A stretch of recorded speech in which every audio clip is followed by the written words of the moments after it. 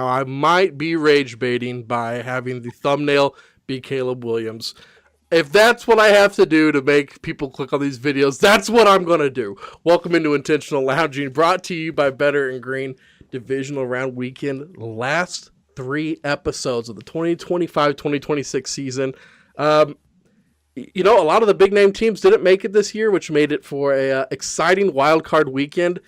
One guy's been killing it this year, Wyatt, and I believe he went 5-1 with his predictions on the wild card. Absolutely killed it. I think your only loss was the Rams, who we were all on. Man, tough weekend for the Sharps.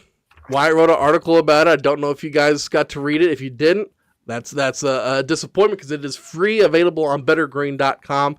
Sharps went 0-6 to start the NFL playoffs. We're here to break down these divisional round games. Only 4 games today. Should be a pretty quick episode. What's up, guys? Wyatt, we had a little bit of a mishap with you last week. How are you feeling, dude? Yeah, I don't know what happened. It was a 3-minute just absolute disaster, but was fine the rest of the night. Didn't have anything the rest of the week, so I have no idea what happened. I'm gonna put it towards like a quick little food poisoning. That's gonna be my guess, but I have no idea, and I apologize for all the viewers out there.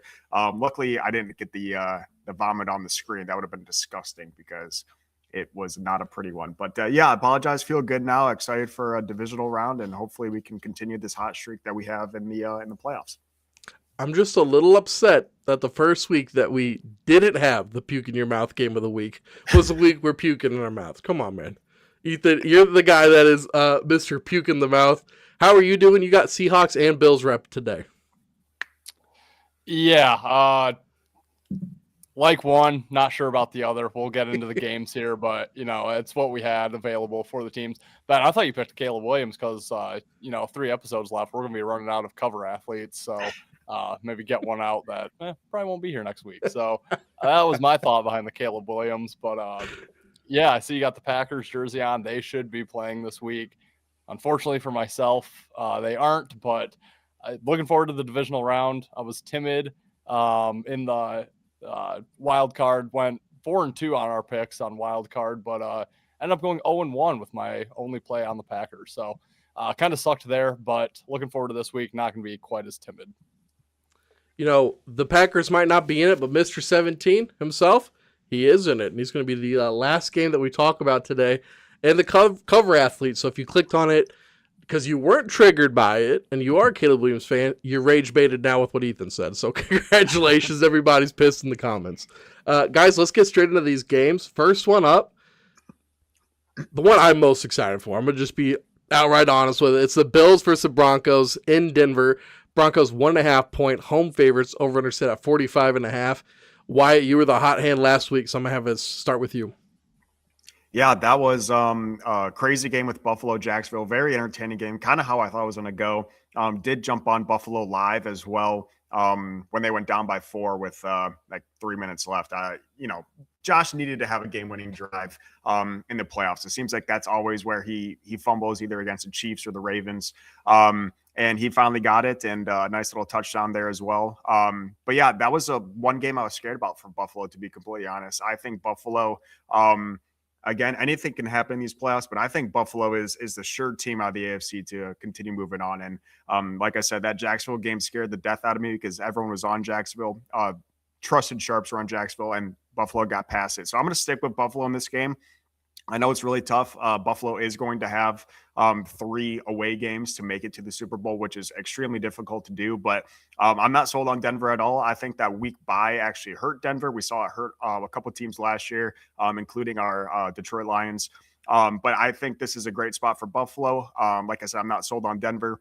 I'm going to have Buffalo to advance here. And like I said, I like them to make it to the Super Bowl out of the AFC. Yeah, I'm with you on Buffalo. I like Buffalo a lot in this game, and I'm really in the same boat. I thought if they got past Jacksonville, they would go all the way to the Super Bowl, and I'm sticking with that. I know it looks like Sharps are already coming in on Denver again for this game, and I'm just it worried me off that Jacksonville game, but Wyatt, when we went live on Sunday, I was kind of saying I was starting to get some good confidence in me for that Buffalo game, and kind of went the way I thought it would. And, I'm just not going to let that sharp money scare me off. This just feels like the year that Buffalo is going to get there. I don't know if they're going to win it, but just feels like the year they're going to get there. All the quotes out of the locker room were incredibly positive after last week's win. And, yeah, it just felt like they needed to get that one in Jacksonville. Now they go to Denver, where I just think it's a horrible matchup for Denver. The Bills, obviously, glaring weakness is their rush defense. Well, Denver's they're not terrible with the run, but, they're not as good as what Jacksonville was. And actually defensively, I thought Buffalo looked pretty good against Jacksonville. Trevor Lawrence is having a better season than what Bo Nix is. Everyone talks about the defense for Denver. They're the third best defense in the playoffs remaining. Seattle's better than them. Houston's way better than them. I watched an elite defense on Monday night. That's Houston. I haven't seen anything like that from Denver. They're good. They're not Houston defense. So I don't think the Broncos are that good whatsoever. They're okay at home. They only played 3 playoff teams at home. They did go 2-1, but one of those was the Chargers last week of the season where they benched everyone. You can't even take that into account. Other one was the Green Bay Packers, a road out of conference game for Green Bay, not one of their most important on the schedule. And then they lost to Jacksonville. I'm just not sold on Denver. I think the bye week hurts them here. They had some pretty good momentum heading in. Buffalo has some big road wins on the season. They've beaten the Steelers, who were a playoff team, which I know I talk crap about the Steelers all year. They're not good, but it was a playoff team. They beat the Jags, obviously, beat the Patriots on the road, Panthers on the road, another playoff team that's not very good. This team was good on the road this year, 6-3 overall. I like Buffalo. Just feels like a team that's going to get there this year. I just think they're the superior team. Take the seeding out of it. Doesn't matter. I don't think Denver's very good. I like Buffalo. This is going to be Buffalo's easiest game of the postseason, in my opinion. I think long term, this is a worst case scenario for Buffalo, because I think if they lose that Jacksonville game, Sean McDermott's out. And then I think long term that really helps the team. They can get a real coach in there, especially with some of the dudes that are available in free agency this year. I mean, if your team didn't get a new coach, you're one of the few. You're one of the lucky ones that has their guy, or at least hopes they have their guy. So that makes me sad a little bit for Josh Allen's output for the long term, but I think this is a great opportunity for him. I was worried about them against Jacksonville. If they made it past Jacksonville, they'll make it past Denver. Denver's not I think Alex Smith said it on Kay Adams' show that this is like the weakest number 1 seed that they've had in, I don't know if he said ever or a long time. I agree with him. Denver should not be the 1 seed. They had the number 3, or the third place schedule, I should say, third place schedule this year. Man, I can't imagine who has a third place schedule in the AFC next year. That's going to be a dangerous team. But they played a bunch of nobodies, and now you get to go up against a really hungry Josh Allen, a team coming off a big win. And like Ethan said, ask the college football playoff guys how those bye works. I believe it's 1-7, Wyatt? Yep. Coming out. Yeah. And Denver's not a team that I think stopping that momentum was a good thing. So this is a big play on Buffalo for me. I love them. I'm a little surprised they're still the +1.5. I feel like they should be the favorites. Maybe it's because it's home. People are buying in on Denver. I don't see it. I like RJ Harvey in DFS this week. He's a nice play. Other than that, I'm staying away from him.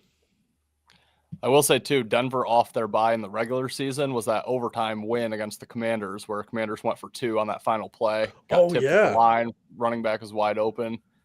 Easily could have lost coming out of their bye to a Commanders team. So I forgot about that.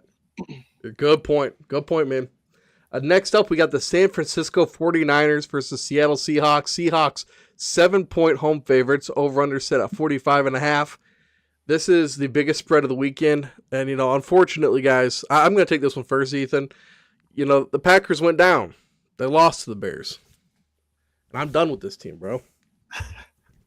I'm done with this team. Duval!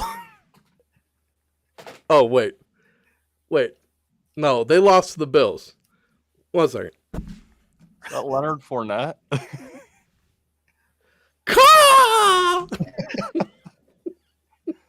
Is that Russ? That's Russ, baby. Hey, where's my 12 at? The Seahawks, the biggest favorites of the weekend. Give me San Francisco plus the 7. I just think, you know what, after that, I have none of the rest of these teams' jerseys. I'm out after that. I mean, I don't think the Arizona Cardinals made it. I damn sure know the Chiefs didn't make it. So at that point, I'm out of jerseys. So Seattle gets knocked out at home. Once again, I can see the 49ers winning this one outright. The Kittle injury does scare me. Man, but San Fran, they're battle-tested. At some point, I have to start giving Seattle more credit with Darnold. And, I mean, McDonald's just done a hell of a job up there with that team. But 7 points in a divisional matchup in the playoffs is too much. It's too much for me. I mean, we got 10 with Carolina and LA. Now we're getting 7 with Seattle and San Fran. Once again, Seattle coming off the bye. That's a little scary. San Fran, nice win. Give me San Fran plus the 7. What do you think, Ethan? I think we read each other's minds because I got the Seahawks hat on, but I love San Francisco this week. So, yeah, I'm running out of hats. I have them in Denver. I couldn't wear a Denver hat with a Bills jersey. That would just make no sense. So, No. it had to be Seattle here. Yeah, okay. Wyatt and I have talked about this, and we probably have on the show too. I am off on San Francisco, clearly, because I am high on this team. I think they're a good bet to go win the Super Bowl right now. I do not understand how this is a 7-point line. I didn't understand how last week was close to a 7-point line. Kudos to you guys. Ben, I know you had +6. Wyatt, I know you had money line. I didn't have the balls, so I did not bet that and was just kicking myself that entire game because they were the better team going in my opinion. They looked like the better team. They lose Kittle. They've lost Kittle for a lot of games this year. Like, that doesn't bother me. Tom just steps right up and plays well. I don't know what I'm missing here. I really don't. They've already gone to Seattle and won. I know it was way back in week 1, but they did. Their last game in Seattle, I loved that spot for Seattle. They beat them by 10. You know, it wasn't some blowout of a game. San Fran offensively did not look very good, but, you know, now it's a rapid revenge spot for Seattle here, or for San Francisco here. They have the Super Bowl being played at their home stadium, you know, just a touch of, I guess, extra focus if they can get there. It's a coach who's been to 2 Super Bowls, a quarterback who's been to a Super Bowl, running back, you know, all these guys have been there. I know a lot of them are banged up. I did see that Fred Warner, they opened his window to return. If they win this game, he'll likely be in the NFC Championship game. I think that gives this team a boost. Huge. I just don't get this at all. Seattle has no experience being here with McDonald, with Sam Darnold. Sam Darnold has no big playoff experience. He turned into a complete pumpkin last year with a 14-win Minnesota team. I think he does it again here. I don't get this. San Fran wins outright. I do not understand this line whatsoever. I'll be on San Francisco +7. I'm going to try to find a 7.5, but don't think you'll need it. I think they win outright. I'd go hit them 19-1 to win the Super Bowl. I think they're as live as any team remaining in the playoffs. 2 games in and 2 games with complete agreement between the 3 of us. I am on San Fran as well, and I'm calling for San Fran with Ethan on the money line. I mean, San Fran is one of the most banged up teams in the league, but this is the definition of a system team. They're like the Michigan Wolverines of 2023, just an absolute system team, fantastic defense, really good offense. I mean, we saw them 2 years ago, or was it 2 years ago, where their entire team was beat up. They still made it to the NFC Championship game. Brock Purdy goes out. They have Wildcat quarterback, and they almost win that game. Like, this team is absolutely a system team, and I know Kittle's out. I don't think that even budges the line, and I know it moved it a couple points. That should not even move the line at all. You have Tongs, or whatever his name is. You have another tight end that combined have like 7 touchdowns on the year. Does not matter at all. Ricky Pearsall in or out does not matter at all. This is a system team. I mean, we saw them win however many games this year of Mac freaking Jones. Mac Jones on any other team is struggling. And San Fran, you have a fantastic offensive line. You have the best running back in the league. Just as long as Purdy doesn't throw interceptions, which he has done and it has hurt him. But if he just takes care of the ball, San Fran wins this game outright. And maybe the line's due to San Fran's stinker of a game in week 17 where they lost, or week 18 where they lost that game 3-13. Is that what it was? I mean, they absolutely looked terrible, and, we're within 10 points there. I know the spread's 7, but I don't know if that's adjusting the line. I have no idea what's going on. I love San Fran in this game. And also, people are talking about the short turnaround here. I know San Fran was out in Philly, and for the afternoon game on Sunday. Now they play on Saturday. So again, a quicker turnaround, but it's San Fran to Seattle. What is that? A 45-minute plane ride? Like, it's not that big of a deal that people are making it. So I don't understand the overreaction to Seattle here. I don't quite understand it. So I'm right there with Ethan. I think I'm on the wrong side of the market here on San Fran, but not sold on Seattle. And I think San Fran is one of the I think there's three teams that win the Super Bowl: the Bills, the Niners, and another team we're going to talk about later here. So, yeah, give me San Fran. I'll take them outright, but for the graphic, give me them on the spread. Too good this week. Too good. Maybe 4-0 for everybody. We'll have to see how these last two go. Ben, careful, because you were talking a potential 6-0 in NHL last night, and well, I don't want to say where it went, but it was not. Let's just say I wasn't very happy. I actually placed those bets. Good thing I chased it with 3 more losers. The next one, we have the Houston Texans headed to New England to face the Patriots. Patriots 3-point home favorites. Over/under set at 40.5. Ethan, I'll let you start with this one. Yeah, so this is probably my least favorite game of the divisional round, but I still kind of like it. I like Houston +3. I think I like Houston on the money line. I think Houston advances. This has changed. I on Sunday called for New England to meet up with Buffalo in the AFC Championship game. I'm switching. I like Houston, and I like their defense a lot. Now we do have 2 teams that played in the wild card, so I am looking to kind of go against those teams that did get the bye, which you don't get here. I know Houston played a really not good Steelers team, and I know I've said that all year long. It's kind of become a joke, but like, we saw it. That team is not good.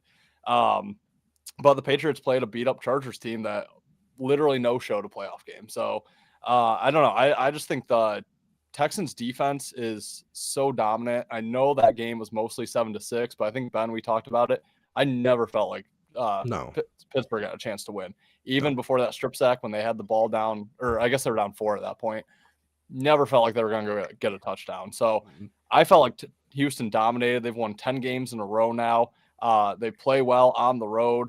They have some big wins across those, across that stretch of winning. Yeah, I just like the Texans here. This is another team, New England, that we've all kind of been saying are frauds. And I think this team, of the fraud teams that we talk about, I do think this team has the highest ceiling. And I think future-wise, they're going to be very good. But Drake May has no playoff experience. Mike Vrabel, I know he does with the Titans, but it's been a few years. He doesn't have it with the Patriots. Patriots haven't made the playoffs in I don't know how long. That was the first playoff win in like 7 or 8 years, I think they said. It's just, I'm a broken record. You need some experience to make it all the way. They can win this game for sure. I trust Houston with that experience. They've won 3 playoff games, a playoff game each of the last 3 years, so 3 combined. Each year that Stroud's been there, D'Amico Ryans.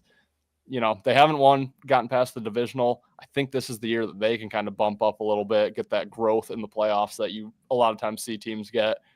I like Houston plus the points. Also saw Patriots are the most public bet team of the week, which always helps. Sharps are due this week. I like Houston +3. I think they win the game.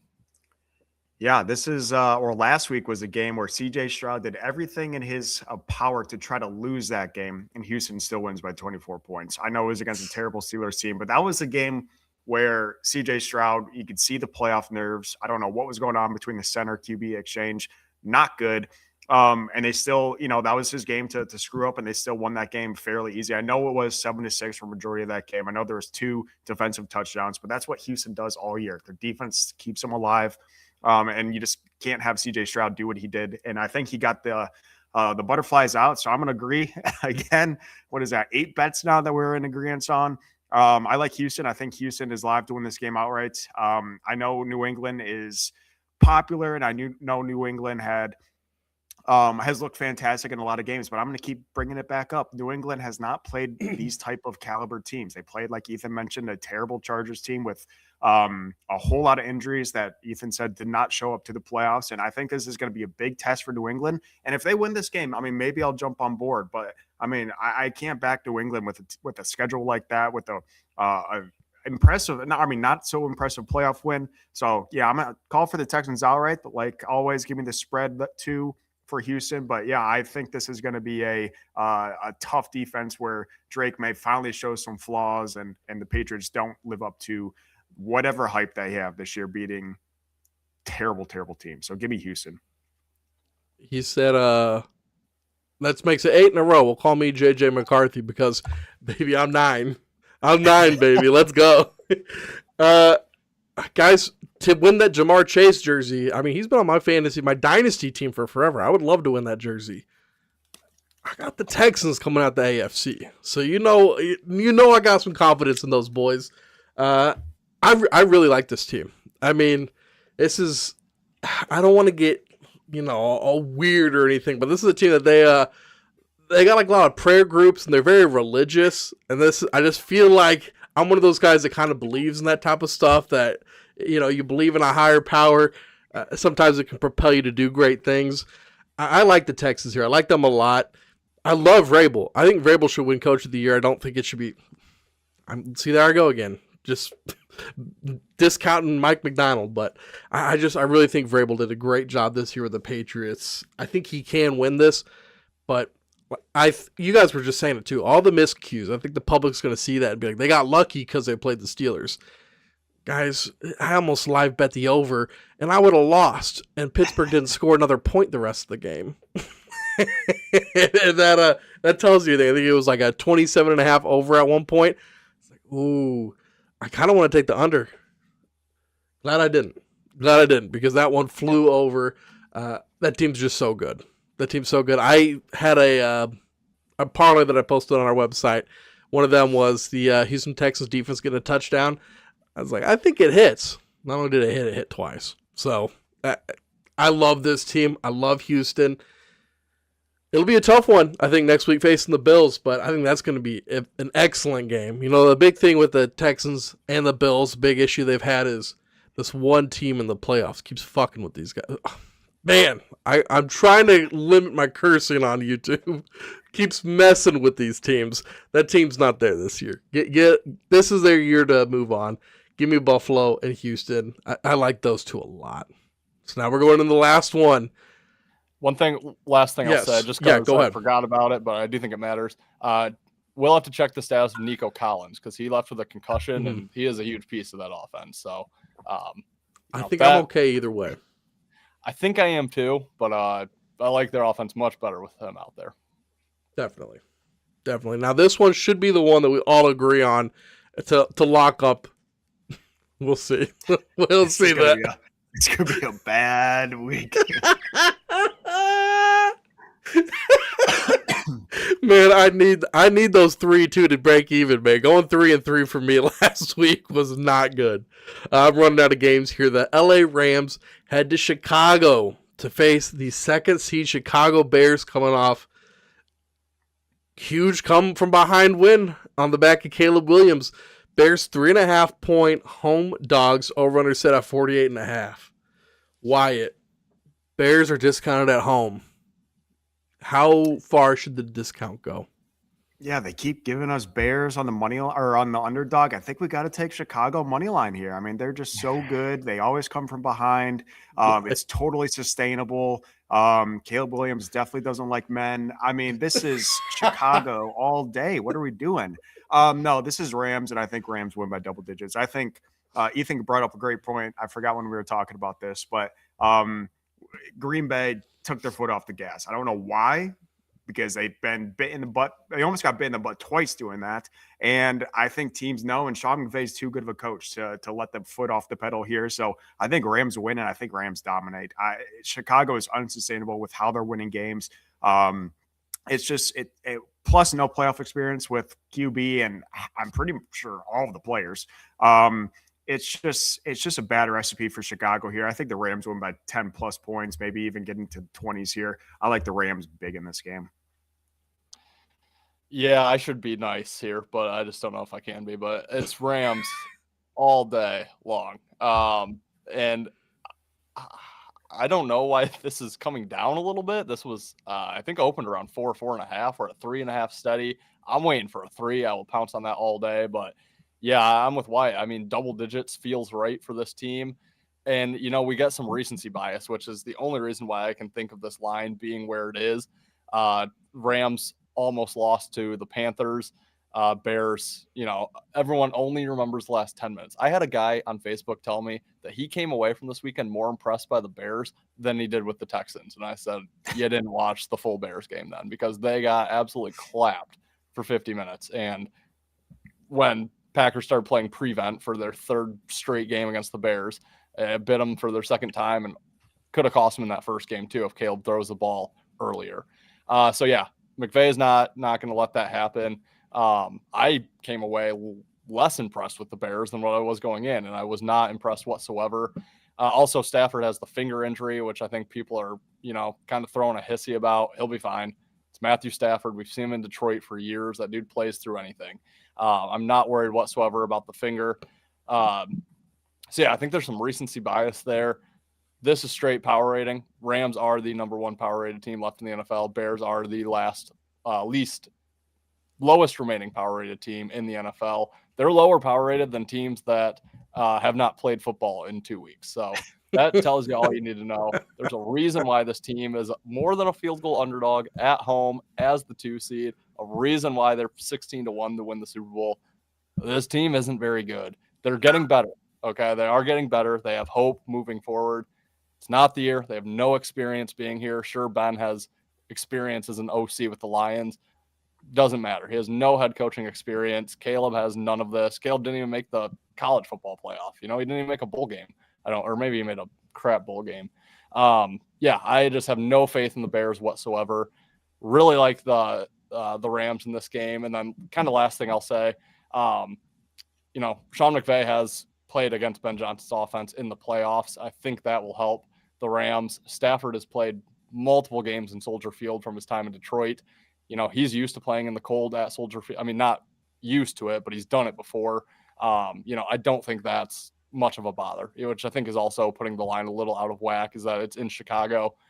Don't think it matters. Rams are far and away better every single position. I don't know how Chicago's going to stop LA. I think LA names their score, wins big, lay the points.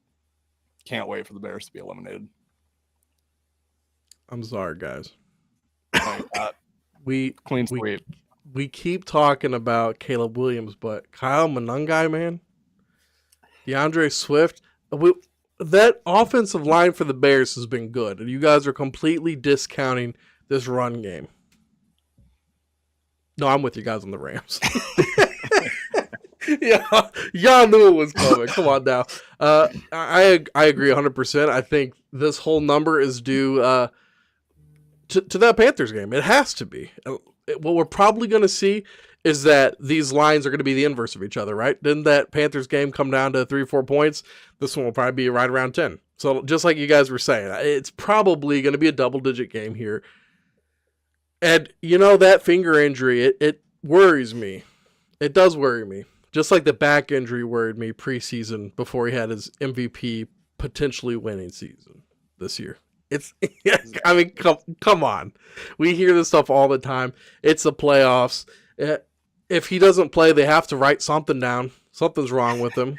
It's mandated reporting. You got to say something.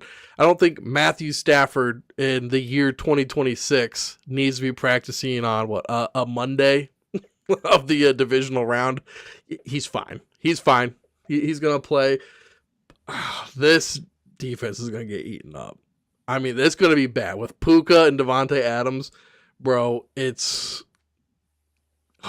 I mean, I don't see a world, which I could be looking like a dummy. I've done it plenty of times this season. I don't see a world where the Rams lose this game.